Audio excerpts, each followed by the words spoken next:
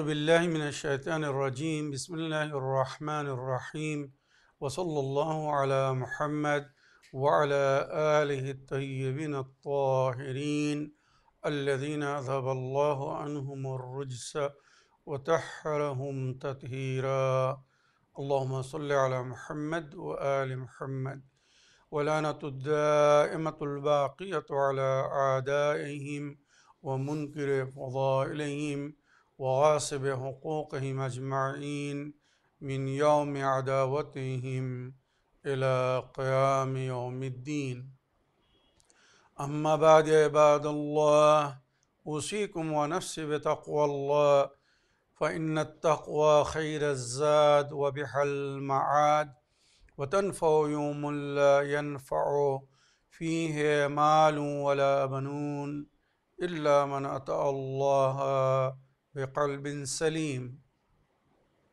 وصلى الله على محمد وعلى آله الطيبين الطاهرين اللهم صل على محمد وآل محمد আমার প্রিয় দর্শক ও শ্রোতাবৃন্দ আসসালামু আলাইকুম ওয়া রাহমাতুল্লাহি ওয়া বারাকাতুহু আপনাদের সকলকে আন্তরিক সালাম ও শুভেচ্ছা জানিয়ে আজকের অনুষ্ঠান ইসলাম ইন বাংলায় আপনাদেরকে স্বাগতম জানাই। আশা করি আপনারা যে যেখানে আছেন ভালো আছেন, কুশল ও মঙ্গলে আছেন, সুখে থাকুন, শান্তিতে থাকুন, সমস্ত প্রকারের দুঃখ কষ্ট থেকে মুক্তিতে থাকুন। আল্লাহ রব্বুল আলামিনের কাছে এই কামনা করি। যারা অসুস্থ আল্লাহ তাদেরকে সুস্থতা দান করুন, যারা ঋণে ভুগছে আল্লাহ তাদেরকে ঋণ মুক্তি করুন। ওইরূপ যাদের জীবনে কোনো প্রকারের অভাব বা অশান্তি আছে আল্লাহ রব্বুল আলামিন তাদের সকলের জীবনে সুখ শান্তি দান করুন ও সকলের মনোকামনা আশাকে পূরণ করুন। আমাদের সকলকে সৎ পথে চলার, অসৎ পথ থেকে দূরে থাকার এবং এক অপরকে সৎ উপদেশ দেওয়ার তৌফিক দান করুন। আমরা যেন সত্য বা হক জিনিসকে জেনে শুনে মেনে তার উপরে আমাল করে সেটা অন্যদের সামনে তুলে ধরতে পারি বা সকলের কাছে পৌঁছে দিতে পারি। আল্লাহ রাব্বুল আলামিন আমাদেরকে সেই মনোবল ও নেক তৌফিক দান করুন। আমিন ইয়া রাব্বাল আলামিন। এই দোয়ার সঙ্গে আজকের পর্ব শুরু করতে চলেছি। বিনা কোনো ভূমিকায় সরাসরি আপনাদের পাঠানো পেন্ডিং প্রশ্নের উত্তর দিতে চাই। তাই আসুন দেখি কোথা থেকে কে কী প্রশ্ন করছেন। আগে একটি বা দুটি লিখিত চিঠি পড়ব, তারপরে ইনশাআল্লাহ আপনাদের পাঠানো অডিও রেকর্ডিং প্লে করব।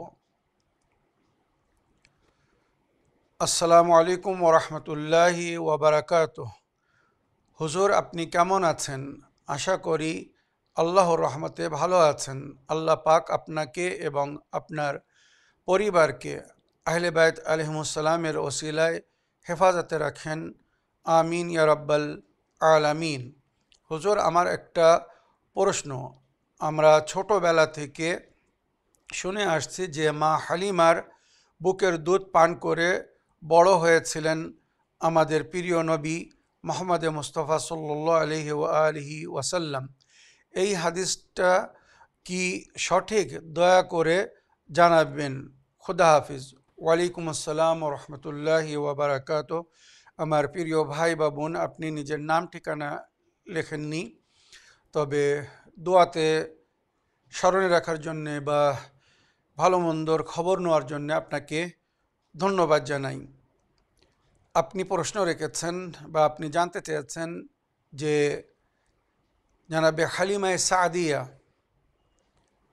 নবী করিম সাল্লাল্লাহু আলাইহি সাল্লাম ওনার বুকের দুধ খেয়ে বাল্যকালে বড় হয়েছিলেন। আমরা ছোটোবেলা থেকে এটা শুনে আসছি। এটা ঠিক না বেঠিক? 100% এটা ঠিক কথা।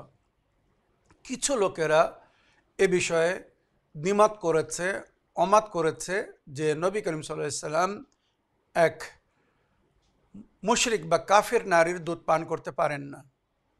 এই হিসেবে কিছু লোকেরা বলেছেন যে মুসা নবী আলাইহিস সালাম উনি কোনো মুশরিক কাফির বা যারা ফেরাউনকে খোদা বলে মানত সেই সমস্ত কোনো নারীর দুধ পান করেননি যতক্ষণ না ওনার মায়ের বুকে, ওনার মায়ের কোলে ওনাকে ফিরে দেওয়া হলো, তারপরে উনি দুধ পান করেছিলেন। তো মুসা নবী যদি কোনো মুশরিক বা কাফির নারীর দুধ না পান করেন, তাহলে আমাদের নবী কি করে এক মুশরিক বা কাফির নারীর দুধ পান করতে পারেন? এটা কিন্তু তাদের পরিপূর্ণ একটি ভুল ধারণা। জনাবে হালিমায়ে সাদিয়া উনি মুশরিক ছিলেন না, কাফির ছিলেন না, উনি মিল্লাতে ইব্রাহিমের ওপরে ছিলেন। তাছাড়া জনাবে মুসা নবীর মা বেঁচে ছিলেন বলে আল্লাহর মহিমায় বা তার ইশারায় পুনরায় জনাবে মুসা নবীকে ওনার মায়ের কোলে ফিরিয়ে দেওয়া হয়েছিল, যেটা আয়াতের মধ্যে উল্লেখ হয়েছে, আপনি আপনার ছেলেকে নীল দরিয়ায় সিন্ধুকে রেখে ভাসিয়ে দিন, আল্লাহর হেফাজতে থাকবে বা আল্লাহ হেফাজত করবে, আবার পুনরায় আপনার ছেলে আপনার কোলে ফিরে আসবে। সুতরাং আল্লাহর ওয়াদা পুরো করা হয়েছিল, আল্লাহ ওয়াদা পুরো করেছিলেন, এবং এইভাবে জনাবে মুসা নবীর মাকে তার ছেলে ফিরিয়ে দেওয়া হয়েছিল। নিজের মায়ের বুকের দুধ পান করে উনি বড় হয়েছিলেন। কিন্তু আমাদের নবীর মা পরলোক গমন করেছিলেন, ওনার মা বেঁচে ছিলেন না বলে ওনাকে দায়ের দুধ পান করতে হয়েছিল বাল্যকালে। আর জনাবে হালিমায়ে সাদিয়া রবায়ত হিসেবে 2 বছর আর কিছু রবায়ত হিসেবে 4 বছর নবীর লালন পালন করেছিলেন। তো এই 4 বছরের মধ্যে বাচ্চারা খুব বেশি 2 বছর দুধ পান করে। তো রবায়ত হিসেবে 2 বছর বা আবার রবায়ত বলে 18 মাস, মানে 1.5 বছর নবী করিম সাল্লাল্লাহু আলাইহি সাল্লাম জনাবে হালিমা সাদিয়ার দুধ পান করেছিলেন। আর উনি মিল্লাতে ইব্রাহিম দিনে হানিফের ওপরে ছিলেন। মনে রাখবেন, দিনে হানিফের ওপরে যারা ছিলেন তারা মুশরিক ছিলেন না বা তারা কাফির ছিলেন না। সুতরাং রওয়ায়াতটি সঠিক। জনাবে হালিমায়ে সাদিয়া নবী করিম সাল্লাল্লাহু আলাইহি সাল্লামের দাই ছিলেন, উনি দুধ পান করিয়েছিলেন। আর জনাবে হালিমায়ে সাদিয়াকে নবী করিম সাল্লাল্লাহু আলাইহি সাল্লাম অতিরিক্ত ভালোবাসতেন, সুতরাং মা বলে ডাকতেন, যেটা রওয়ায়াতের মধ্যে উল্লেখ হয়েছে। আশা করি আপনার প্রশ্নের উত্তর পেয়েছেন। দ্বিতীয় প্রশ্ন পড়ি। কেবলা সালামুন আলাইকুম। প্রশ্ন, কোন মুজতাহিদ বা আয়াতুল্লাহ 12 ইমাম অর্থাৎ ইমামে জামানা আজ্জালাল্লাহু তাআলা ফরজহ শরীফের পক্ষ থেকে বায়াত নেওয়ার অনুমতি রাখে কি? দয়া করে জানাবেন। আমি আলী মেহেদী নূর, ঢাকা থেকে লিখছি। ওয়ালাইকুম আসসালাম রহমতুল্লাহি ওয়া বারাকাতুহু। আমার প্রিয় ভাই আলী মেহেদী নূর সাহেব, আপনার চিঠি লেখার জন্যে এবং সুন্দর একটি প্রশ্ন রাখার জন্যে ধন্যবাদ জানাই। আপনি জানতে চেয়েছেন কোনো মুজতাহিদ বা আয়াতুল্লাহ যুগের ইমামের তরফ থেকে বায়াত নেওয়ার অনুমতি রাখেন কিনা? কখনো না। যুগের ইমাম কোনো মুজতাহিদকে, কোনো আয়াতুল্লাহকে অনুমতি দেননি যে আপনি আল্লাহর বান্দাদের থেকে বা অনুগামী অনুসারীদের থেকে, আমাদের শিয়াদের থেকে আমার জন্য বায়াত নিন। এমন প্রমাণ কোথাও নেই।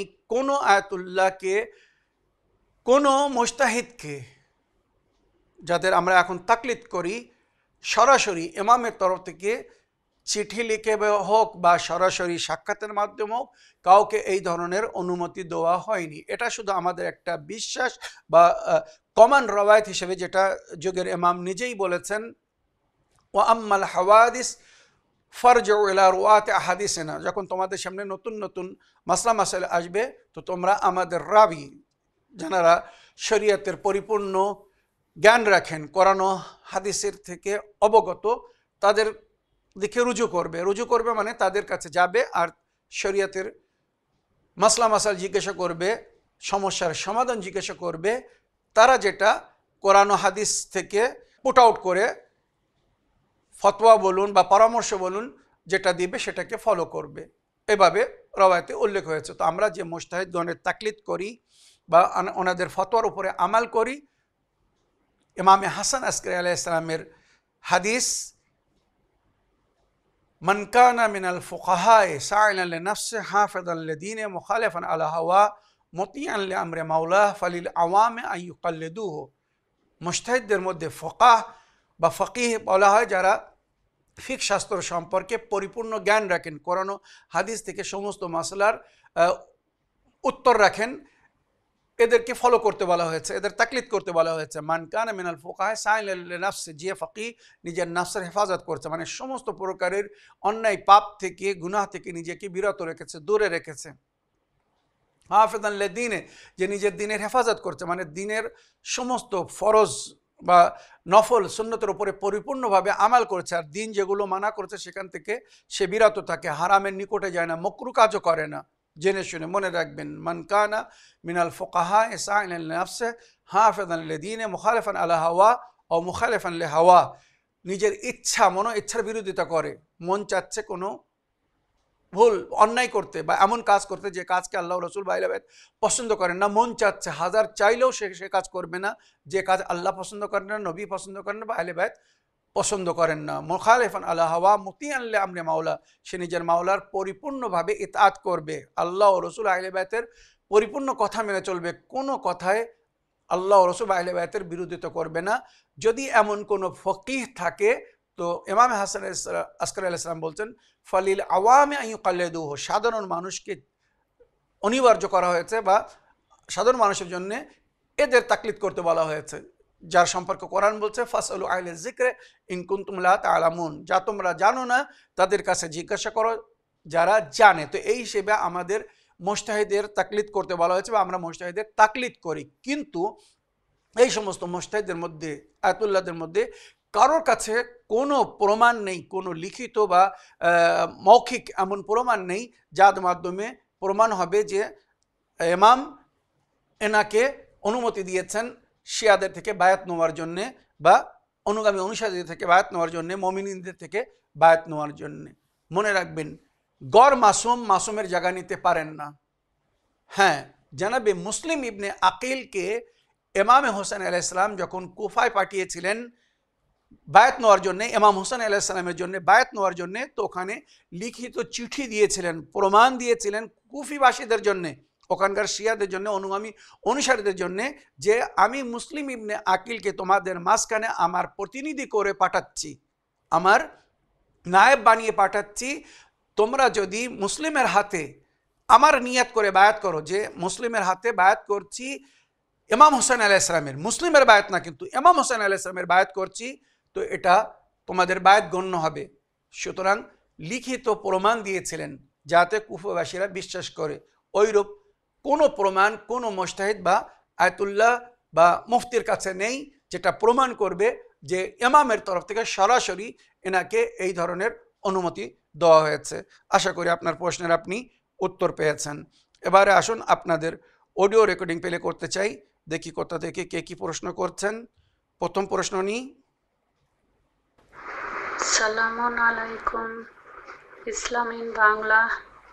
প্রিয় সাব্বির রেজা ভাইজান, আশা করি আপনি ভালো আছেন, সুস্থ আছেন। ভালো থাকুন, সুস্থ থাকুন, এই দোয়া রইল। চ্যানেল উইনের সমস্ত সদস্য, আল্লাহ রাব্বুল আলামিন সবাইকে সুস্থ রাখুক, ভালো রাখুক। আল্লাহ রাব্বুল আলামিনের চ্যানেল উইনের উছিলায় আমরা এত কিছু জানতে পারছি, শিখতে পারছি। আমি অসংখ্য ধন্যবাদ ও শুকরিয়া জানাই চ্যানেল উইন সমস্ত সদস্যকে। প্রিয় ভাইজান, আমার একটি প্রশ্ন হলো, আমরা শুকরিয়ানার নামাজ আদায় করি। শুকরিয়ানার নামাজের কি কোনো নির্ধারিত সময় আছে, না যে কোনো সময় আমরা শুকরিয়ানার নামাজ আদায় করতে পারবো? প্লাস শুকরিয়ানার নামাজ আদায় করার জন্য কোন কোন সূরা পড়লে, কোন কোন আয়াত পড়লে আল্লাহ রাব্বুল আলামিন খুশি ও রাজি বেশি হবেন, আর কোন কোন সময় শুকরিয়ানার নামাজ পড়া অতি উত্তম, এর কোনো নির্ধারিত কি সময় আছে, না যে কোনো সময় পড়া যাবে? এই ব্যাপারে যদি আমাদের একটু বিস্তারিত বলতেন, আমরা উপকৃত হতাম। প্রিয় ভাইজান, আমি সকালবেলা কোনো দিন ফজরের আগে যদি বেশি সময় থাকে, তাহলে আমি শুকরিয়ানার 2 রাকাত নামাজ আদায় করি। প্লাস যদি দেখি যে সময় কম, তখন ফজরের নামাজের পরে দোয়া দোয়া জিকির করার পরে তারপরে 2 রাকাত শুকরিয়ানার নামাজ আদায় করি। এই সময়টাকে ঠিক এইটা বলবেন। আশা করি আপনারা ভালো আছেন, সুস্থ আছেন। ভালো থাকুন, সুস্থ থাকুন। জাযাকাল্লাহু খায়রুন ফিদ দুনিয়া ওয়াল আখিরাহ। ওয়ালাইকুম আসসালাম রহমতুল্লাহি ওয়া বারাকাতুহু। আমার প্রিয় আপা, আপনার ভয়েসমেলের জন্য আপনাকে অসংখ্য ধন্যবাদ জানাই। আল্লাহ রব্বুল আলামিন আপনার নেক তৌফিকাতে বৃদ্ধি করুন, আপনার মনোকামনা আশাকে আল্লাহ রব্বুল আলামিন পুরো করুন। আমাদের নিয়মিত দর্শক এবং সুন্দর প্রশ্নের মাধ্যমে আপনি সবসময় আমাদেরকে সহযোগিতা করছেন। আপনার প্রশ্নের উত্তর থেকে অনেকেই লাভবান হচ্ছেন।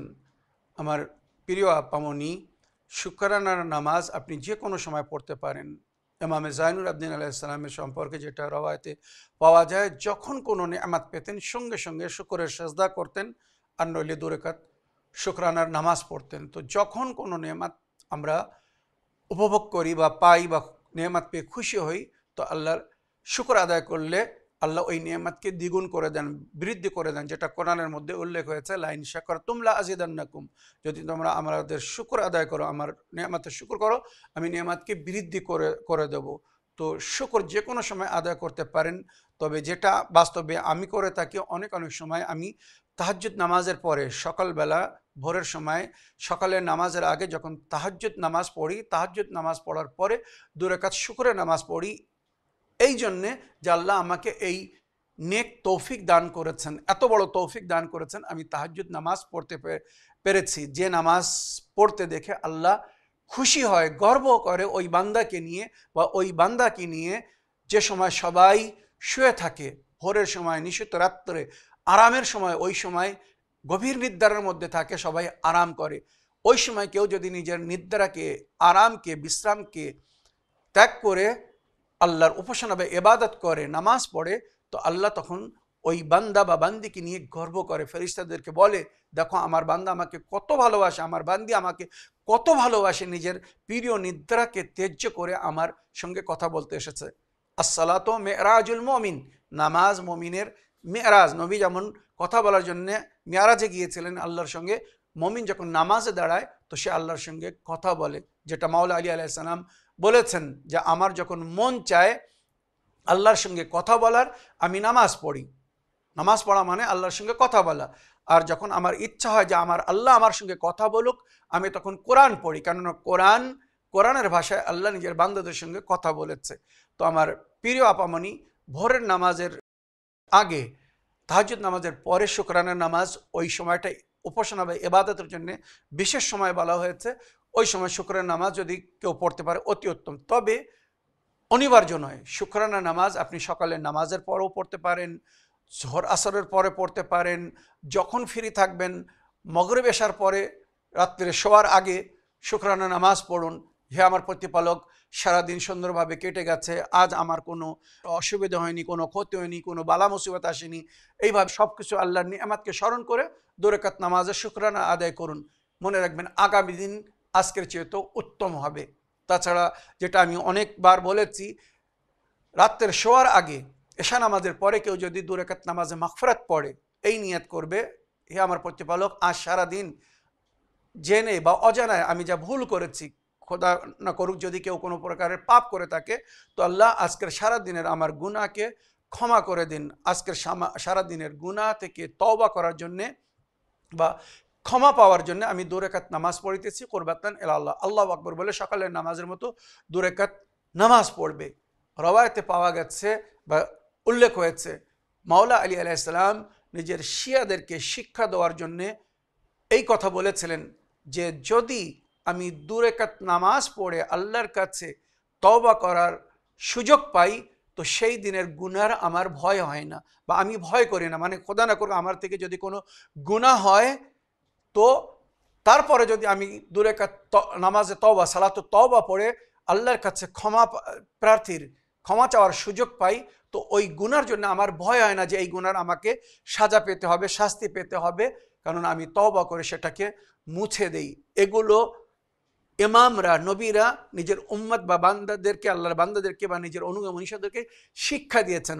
ইমাম নবীরা নিষ্পাপ, ওনারা জীবনে কখনো কোনো পাপই করেন না, ওনারা মাসুম। শুধু আমাদেরকে শিক্ষা দেওয়ার জন্য ওনারা এইভাবে বলেছেন যে রাতের শেষে, দিনের শেষে তোমরা এইভাবে সালাতুত তওবা পড়ো। সালাতুত তওবার অনেক গুণ ফজিলাত সমস্ত নামাজের বইয়ের মধ্যে জিকির হয়েছে। তো যদি প্রতিদিন কেউ যদি সালাতুত তওবা পড়ে তারপরে শোয়ে, তো তার মানে সে ওই দিনের গুনাহকে মুছে শুচ্ছে, ওই দিনের গুনাহকে সে ধুয়ে শুচ্ছে। মনে রাখবেন, তবে বান্দার হক যদি হয় তো সেটা বান্দা ক্ষমা করবে, আল্লাহর হক যদি হয় তো আল্লাহ হয়তো এই নামাজের মাধ্যমে তাকে ক্ষমা করে দেবে। একজন ব্যক্তি যদি দিনের বেলা কয়েকবার নিজের হাত মুখ ধোয় তো তার হাত মুখ পরিষ্কার হয়ে যায়, পরিষ্কার থাকে। ওই রূপ বলা হয়েছে তোমরা যদি 5 ওয়াক্ত নামাজ পড়ো বা রাতের শেষে যদি সালাতুত তওবা পড়ে শো, তো তোমরা নিজের গুনাহ থেকে পরিষ্কার হয়ে যাবে, পাক হয়ে যাবে। তবে এই গুনাহ বান্দার হক হলে কিন্তু আল্লাহ ক্ষমা করবে না। বান্দার হক বান্দা ক্ষমা করবে, বান্দার কাছে ক্ষমা চাইতে হবে, কারোর অধিকার থাকলে তাকে ফিরিয়ে দিতে হবে। হ্যাঁ, আল্লাহর হক যদি কোনো জায়গায় আমরা মিস করে থাকি, কোনো জায়গায় আল্লাহর অধিকারকে যদি পালন না করে থাকি, সেক্ষেত্রে আমরা তওবা করে আল্লাহর কাছে ক্ষমা চাইতে পারি। আল্লাহ আমাদেরকে ক্ষমা করবেন। তো আমার প্রিয় আপামনি, আপনি দিনের বেলা যখন ইচ্ছা তখন নিজের ভুলকে স্মরণ করে, পাপকে স্মরণ করে সালাতুত তওবা পড়তে পারেন। ওইরূপ আল্লাহর নেয়ামতকে স্মরণ করে যে কোনো সময় আপনি শুকরের নামাজ পড়তে পারেন। এর জন্য কোনো নির্ধারিত সময় রওয়ায়েতে বা হাদিসে উল্লেখ হয়নি। আশা করি আপনার প্রশ্নে আপনি উত্তর পেয়েছেন। আগের প্রশ্ন নিই। আসসালামু আলাইকুম সাবির রেজা ভাইজান, আমি আপনাদের চ্যানেল ওয়াইনের নিয়মিত দর্শক। আমি বাংলাদেশ থেকে লতা বলছি। আমি গত রমজান মাসে কোনো একটা বিষয় নিয়ে খুব দুঃখিত ছিলাম। তখন আমি আমাদের এখানে ইমামবাড়ায় যাওয়া শুরু করি। তো ইমামবাড়ায় আমার ছিল যে ইমামবাড়ায় গেলে হয়তোবা আমার চাওয়াটা পূরণ হয়ে যাবে। তো আমি প্রতি সপ্তাহেই একদিন করে ইমামবাড়ায় যাচ্ছি। এ পর্যন্ত আমার যাওয়া কখনোই মিস হয়নি। তো হঠাৎ করে কিছুদিন হলো আমি অনুভব করছি যে আমি সপ্তাহে একদিন যাওয়ার কথা ছিল, আমি 2 দিন যাওয়া শুরু করি। মানে কখনো কখনো আমি সপ্তাহে 2 দিনও যাওয়া হচ্ছে আমার এতটা শান্তি অনুভব হচ্ছে, আমি আপনাকে ভাষা দিয়ে বোঝাতে পারবো না। আমার যাওয়াটা যে উদ্দেশ্যে আমার যাওয়া ছিল, সেই উদ্দেশ্য পূরণ হয়েছে এমনটা না, কিন্তু সব শেষ হয়ে গেছে এমনটাও না। কিন্তু ইদানিং আমি অনুভব করছি আমার এতটা আনন্দ ফিল হচ্ছে, এতটা মানে মনে হচ্ছে আমি সুযোগ পেলে আমি ওখানে চলে যাই। যদিও আমার বাসা থেকে ঢাকাতে যে ইমামবাড়া আমার বাসা থেকে অনেকটা দূর। আমি মহিলা মানুষ, আমার জন্য একা একা অনেক সময় আমি দিনের বেলা যাওয়ার সময় হয় না, রাত্রিবেলা যাচ্ছি, তা আমার জন্য অনেকটা কঠিন। তবুও আমার কখনো যাওয়া মিস হচ্ছে না। তো আমার প্রশ্নটা হলো এই যে আমার যে এই যে অন্যরকম একটা শান্তি অনুভব হচ্ছে, এটা কেন?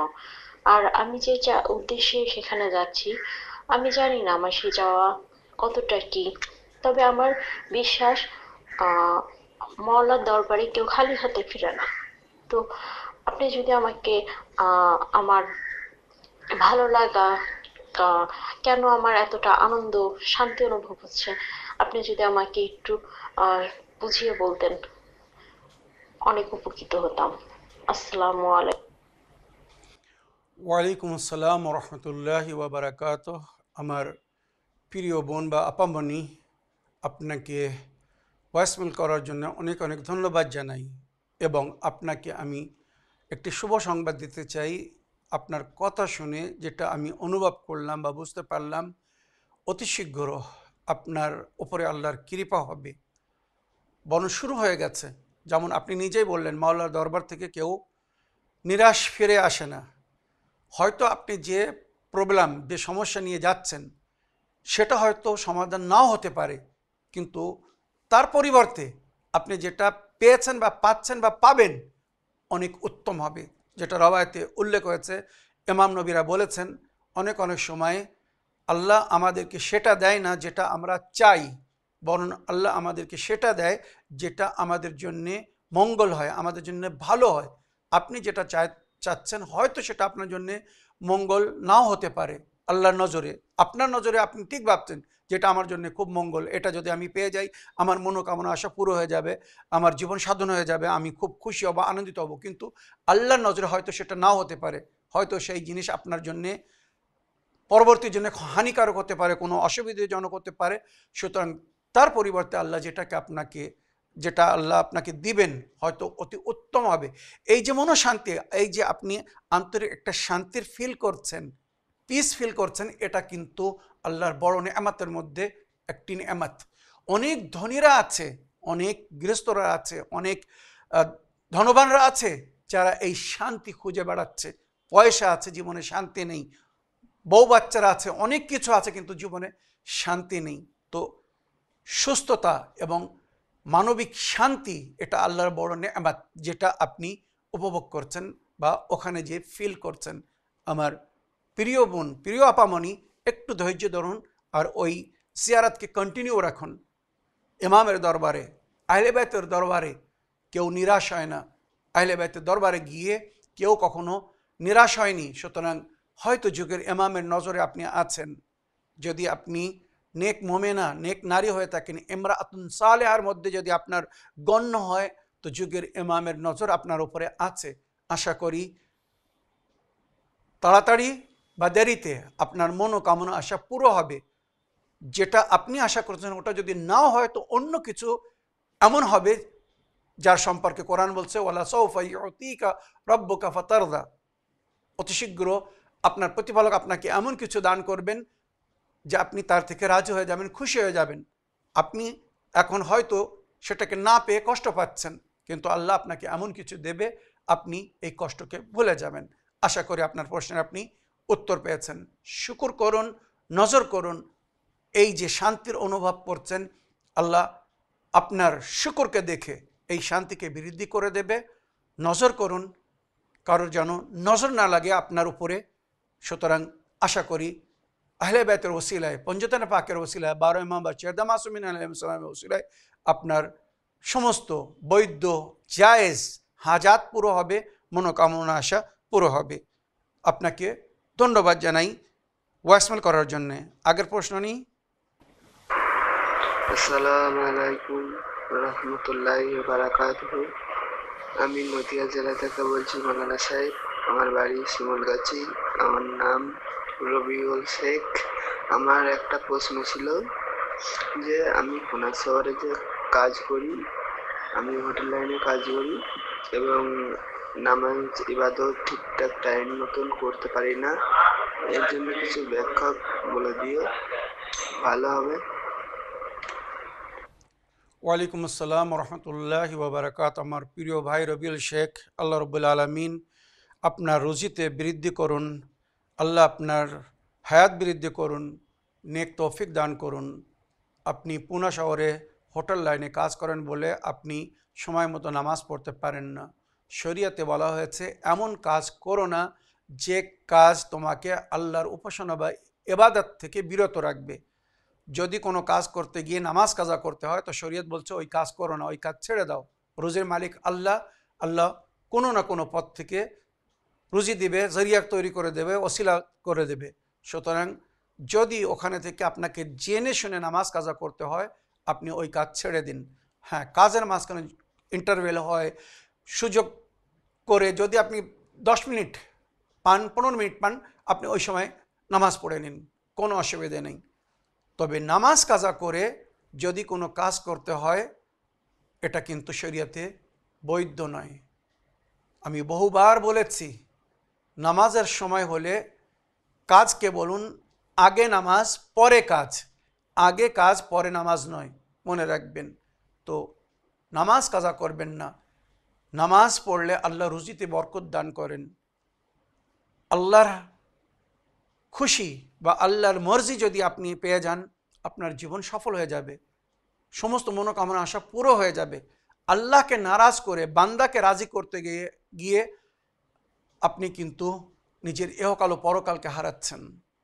শরিয়ত বলছে, কোরআন হাদিসে বলা হয়েছে, আল্লাহকে অসন্তুষ্ট করে বান্দাকে সন্তুষ্ট করার চেষ্টা করো না। আল্লাহকে অসন্তুষ্ট করে বান্দাকে সন্তুষ্ট করার চেষ্টা করো না। বান্দার বদলে বান্দা পাওয়া যাবে, আল্লাহর বদলে কিন্তু আল্লাহ পাওয়া যাবে না। আশা করি আপনার প্রশ্নের উত্তর পেয়েছেন। আগের প্রশ্ন নিই। আসসালামু আলাইকুম সাবির রাজা ভাইজান, আমি বাংলাদেশ থেকে লতা বলছিলাম। আমার একটা প্রশ্ন আছে, একজন মানুষের প্রতি অন্য একজন মানুষের ভালোবাসা কেন সৃষ্টি হয়? এমন অনেক সময় আপনজনদের মধ্যে ভালোবাসা সৃষ্টি হয়, সেটা না হয় বুঝলাম, কিন্তু অনেক সময় যেখানে ভালোবাসা জায়েজ না, সেখানেও তো মানুষের প্রতি ভালোবাসা সৃষ্টি হয়। এই ভালোবাসাটা কেন মানুষের প্রতি একজনের প্রতি আরেকজনের সৃষ্টি হয়, এটা যদি একটু জানাতেন। আসসালামু আলাইকুম ওয়া রাহমাতুল্লাহি ওয়া বারাকাতুহু। ওয়ালাইকুম আসসালাম ওয়া রাহমাতুল্লাহি ওয়া বারাকাতুহু। আমার প্রিয় বোন, পুনরায় ভয়েসমেল করার জন্য ধন্যবাদ জানাই। আমার প্রিয় বোন, আপনি যে বিষয়ে জানতে চেয়েছেন এটা একটি ন্যাচারাল জিনিস, এটা একটি আল্লাহর অবদান। মানুষ মানুষকে ভালোবাসে, মানুষ মানুষকে পছন্দ করে কখন? যখন তার ব্যবহার ভালো লাগে, তার কর্ম ভালো লাগে, তার চরিত্র ভালো লাগে, বা তার রং ও রূপ মানুষকে মুগ্ধ করে, ভালো লাগে। এই সমস্ত কারণ হয় ভালোবাসার। আপনদের সঙ্গে হয়তো তেমন মনোমিল হয় না, যেমন একটি মনোমিল অনেক সময় পরের সঙ্গে হয়ে যায়। তার ব্যবহার দেখে হোক, তার সুকর্ম দেখে হোক, তার চরিত্র দেখে হোক, বা তার রূপ রং নকশা দেখে হোক, বিভিন্নভাবে। এগুলো একটা ন্যাচারাল জিনিস। কেননা আল্লাহ রাব্বুল আলামিন আদমকে যখন সৃষ্টি করেছিলেন, তো আদমের শরীরের মধ্যে সর্বপ্রথম যে জিনিসকে প্রদান করেছিলেন সেটা হচ্ছে আদমের সন্তান, আদম অন্য আদমকে, মানুষ অন্য মানুষকে যেন ভালোবাসার নজরে দেখে, সম্মানের নজরে দেখে। শয়তান ওখানে বাধা দিতে চেয়েছিল, আদাওয়াত সৃষ্টি করতে চেয়েছিল, শত্রুতা সৃষ্টি করতে চেয়েছিল। কেননা আল্লাহ সর্বপ্রথম বান্দাকে যে জিনিস দিয়েছে সেটা হচ্ছে মায়া, মহব্বত। তাই আমরা যখন কাউকে পাই খুশি হই, আনন্দ হই, আর যখন কাউকে হারিয়ে দিই আমরা দুঃখ পাই, কষ্ট পাই। এটা শুধুমাত্র আমাদের মায়া বা মহব্বতের পরিচয়। কেউ মারা গেলে যে কান্না আসে শুধু তাই না, অনেক সময় আমাদের প্রিয়জনরা যখন সফরে যায়, বাইরে যায়, নজর থেকে দূরে চলে যায়, আমরা দুঃখ পাই, কষ্ট পাই। অনেক সময় বিদায় দেওয়ার সময় আমরা কাঁদি। এগুলো কিন্তু ন্যাচারাল, কেননা এটা আল্লাহ তার বান্দাদের মধ্যে ওয়াদিয়াত করেছে। কিন্তু যারা নিজের মানবতা হারিয়ে ফেলে, যারা শয়তানের কথা শুনেছে, তারাই মানুষের প্রতি ঘৃণা করে। কি বলবো, যেখানে আল্লাহ ও রসুল আহলে বাইত বলেছেন, কোরআন বলছে মানুষের মধ্যে ভালোবাসার বিতরণ করো, মানুষের মধ্যে মহব্বতের সৃষ্টি করো, এক অপরকে এক অপরের ক্লোজ করো, এক অপরের সঙ্গে মেলাও, তারা যেন মিলেমিশে শান্তির সঙ্গে জীবনযাপন করে। যারা নিজের বক্তব্যের মাধ্যমে অশান্তির সৃষ্টি করছে, ঘৃণার সৃষ্টি করছে, এরা হকিকতে শয়তানের প্রতিনিধি।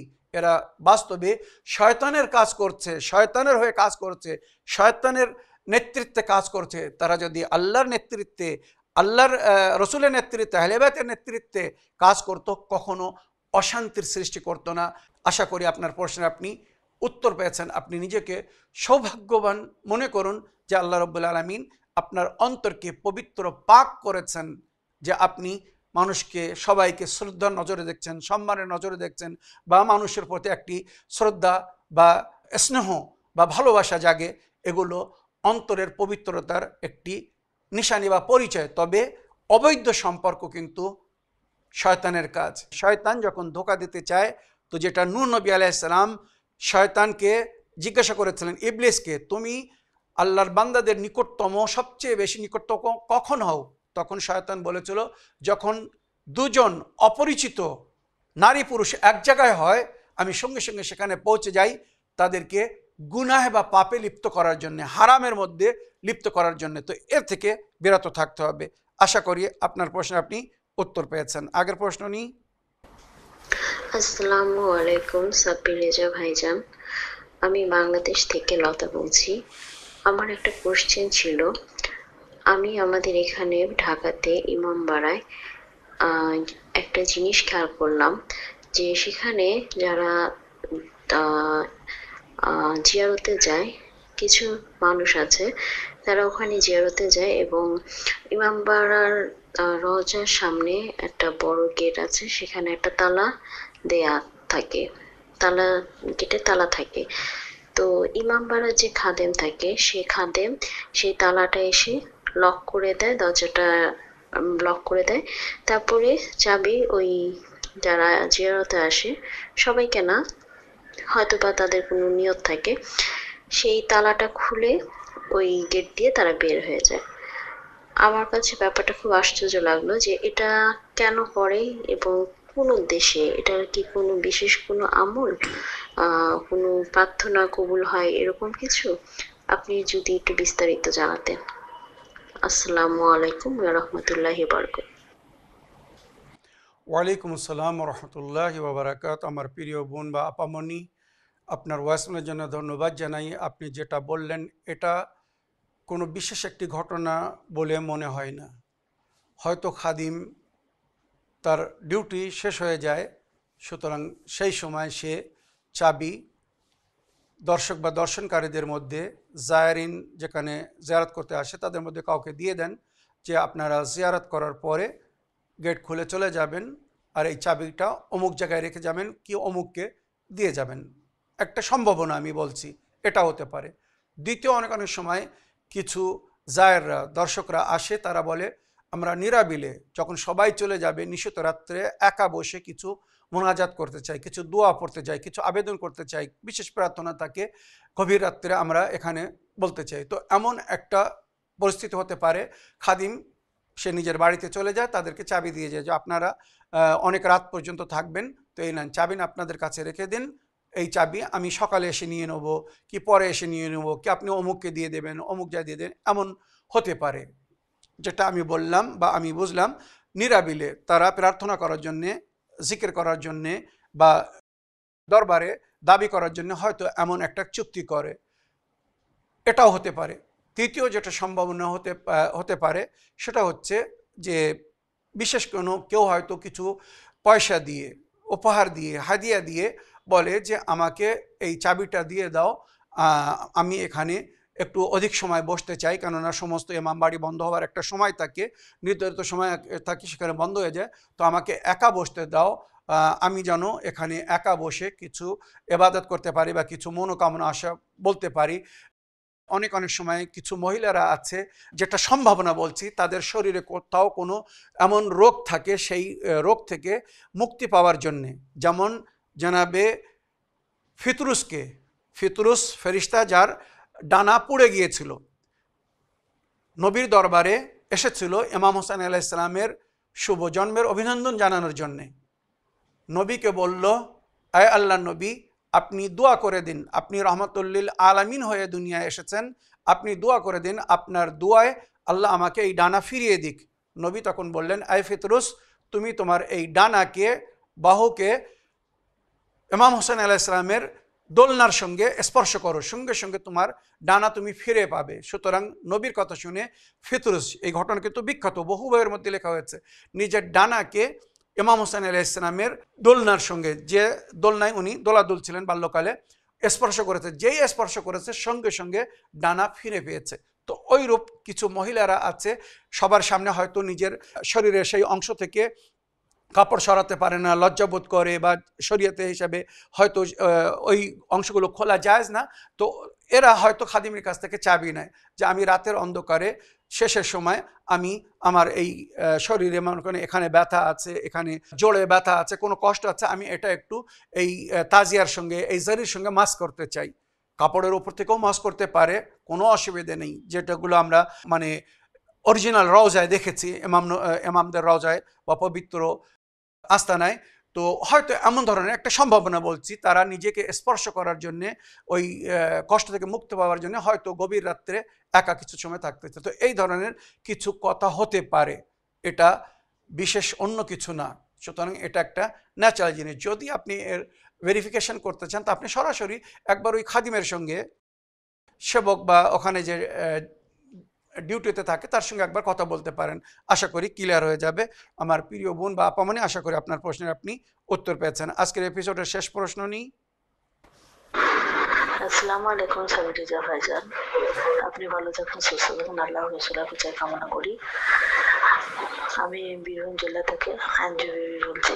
আমি অনেকদিন থেকে আপনার এপিসোড দেখি, প্রত্যেকটা এপিসোড। আপনি যেদিনকে আসেন আমার খুব মনে কষ্ট হয় যে আমি আজকে সাবিরিজা ভাইজান দেখতে পেলাম না, কিংবা কারেন্ট চলে গেলে দেখতে পাই না সেদিনও। আর আমার একটাই প্রশ্ন ছিল যে এখানে কিছু কিছু জামাতি লোকরা আছে, তাদের মা বউ পুরো সব একসঙ্গে ছেলেরা জামাত করেন, আমি এরা তালিমে বসেন। আমি নবীর কথা আমার শুনতে, আহলে বাইতের নবীর কথা শুনতে আমার খুবই ভালো লাগে, আমি শুনি এপিসোডে যে আপনি যা যা বলেন সব আমি ওইসব মেনে চলি। সাবিরিজা ভাইজান, আমার কষ্ট লাগে যে নবীজির কথা বলে ঠিক কথাই, কিন্তু নবীজির বংশধরদের কথা বলেন না, আহলে বাইতের কথা বলেন না, 5 পঞ্জাতের কথা বলেন না, এটা আমার কষ্ট হয়। তাহলে কি আমার ওখানে সামিল হওয়া ঠিক হবে ভাইজান? প্লিজ একটু বলবেন। আসসালামু আলাইকুম ভাইজান, খুদা হাফিজ, আপনি ভালো থাকুন, সুস্থ থাকুন, আল্লাহ রসুলের কাছে দোয়া করি। ওয়ালাইকুম আসসালাম রহমতুল্লাহি ওয়া বারাকাতুহু। আমার প্রিয় বোন বা আপামনি, আপনার ভয়েসমেলের জন্য আপনাকে অসংখ্য ধন্যবাদ জানাই। আপনি আমাদের অনুষ্ঠানকে নিয়মিত ফলো করছেন, দোয়াতে স্মরণও রেখেছেন, আপনার কৃতজ্ঞ জ্ঞাপন করি। আমার প্রিয় বোন, নবী করিম সাল্লাল্লাহু আলাইহি ওয়াসাল্লাম নিজের উম্মতের হেদায়েতের জন্যে কিয়ামত পর্যন্ত নিজের উম্মতকে গাইড করার জন্য দুটি জিনিস ছেড়ে গেছেন, কোরআন এবং আহলে বাইত। ইন্নী তারিকুন ফিকুমুস সাকালাইন কিতাব আল্লাহ ওয়া ইতরাতি আহলে বাইতি মা ইন তামাসসাকতুম বিহিমা লান তাদিল্লু বাদি ওয়া লা ইয়াফতারিকা হাত্তা ইয়ারদা আলাইয়াল হাউজ। আমি তোমাদের মাঝখানে দুটি গুরুত্বপূর্ণ জিনিস ছেড়ে যাচ্ছে, একটি আল্লাহর কিতাব কোরআনের মজিদ, দ্বিতীয় আমার ইতরাত, আমার আহলে বাইত। যতক্ষণ তোমরা উভয় জিনিসকে ধরে থাকবে কখনো পথভ্রষ্ট হবে না। আর এই দুটো জিনিস এক অপর থেকে ভিন্ন বা ছিন্ন হবে না, এক অপর থেকে জুদা হবে না, আলাদা হবে না, যতক্ষণ না হাউজে কওসারা আমার সামনে উপস্থিত না হচ্ছে। তো নবী নিজের উম্মতের হেদায়েতের জন্য যে দুটি জিনিস ছেড়ে গেছেন, কোরআন এবং আহলে বাইত। যদি কেউ কোরআন এবং আহলে বাইতকে মেনে চলে এবং কোরআন এবং আহলে বাইতের তালিমাতকে নশর করে, প্রচার করে, আপনি সেখানে যাবেন। তাছাড়া এই দুটোর মধ্যে কোনো একটা জিনিস যদি কেউ ছেড়ে দেয়, কোরআনকে ছেড়ে দেয় বা আহলে বাইতকে ছেড়ে দেয়, এরা পথভ্রষ্ট। তাদের কাছে কখনো যাবেন না, তাদের জলসায় বসবেন না, তাদের মাহফিলে বসবেন না, তাদের মজলিসে বসবেন না। কেননা তারা নবীর কথা যখন শুনছে না, নবীর কথা যখন মানছে না, নবীর আদেশকে যখন ফলো করছে না, আপনি তাদেরকে কিভাবে ফলো করবেন? আপনি পথভ্রষ্ট হয়ে যাবেন, ভুল পথের মধ্যে চলে যাবেন। তারা মিথ্যা জালি তৈরি করা হাদিস দিয়ে মানুষকে মিসগাইড করছে। বুদ্ধিজীবীর জন্য ইশারা যথেষ্ট। তো আমার প্রিয় বোন, যেখানে নবীর আহলে বায়াতের জিকির হবে না, নবীর আহলে বায়াতের পরিচয় হবে না, তার মানে তারা কোরআন হয়তো মেনেছে কিন্তু মুখে। কেননা কোরআনকে হকিকি রূপে যদি তারা মানত, তো ওই কোরআনের মধ্যে আহলে বায়াতের ভালোবাসার হুকুম দেওয়া হয়েছে। কুল্লা আসালুকুম আলাইহা আজরান ইল্লাল মুআদ্দাতা ফিল কুরবা। নবী বলেছিলেন, আমি তোমাদের কাছে আজরের রিসালাত রূপে কিছু চাই না, আমার আহলে বায়াতকে ভালোবেসো, আমার আপনদেরকে ভালোবেসো। তো যারা আহলে বায়াতকে ভালোবাসে না, আহলে বায়াতের জিকির করে না, তার মানে এরা কোরআনকেও মানেনি, নবীকেও মানেনি। যারা কোরআন ও আহলে বায়াতকে ফলো করছে না, নবীর সুন্নাতকে ফলো করছে না, আপনি সেখানে যাবেন না। আপনার সঙ্গে সঙ্গে আমি সমস্ত দর্শকবৃন্দদেরকেও এই পরামর্শ দেব, কোথাও কোনো জলসায়, কোনো মজলিস, কোনো অনুষ্ঠানে যাওয়ার আগে একবার তদন্ত করে নেবেন যে বক্তাকে আপনারা শুনতে যাচ্ছেন, যে জলসায় আপনারা যাচ্ছেন, ওই বক্তা বা ওই জলসার মানে আয়োজনকারীরা তারা কোরআন এবং আহলে বায়াতকে ফলো করে কি না। যদি কোরআন এবং আহলে বায়াতকে ফলো করে অবশ্যই যান, যদি কোরআন এবং আহলে বায়াতকে ফলো না করে তো ওখান থেকে বিরত থাকার চেষ্টা করবেন, দূরে থাকবেন, যাতে মিসগাইড না হয়ে যান। আশা করি আপনারা নিজের প্রশ্নের উত্তর পেয়েছেন। এই বলে আমার আজকের বক্তব্য এখানে শেষ করলাম। ওয়া আখিরু দাওয়ানা আলহামদুলিল্লাহি রাব্বিল আলামিন। ওয়াসসালামু আলাইকুম ওয়া রাহমাতুল্লাহি ওয়া বারাকাতুহু।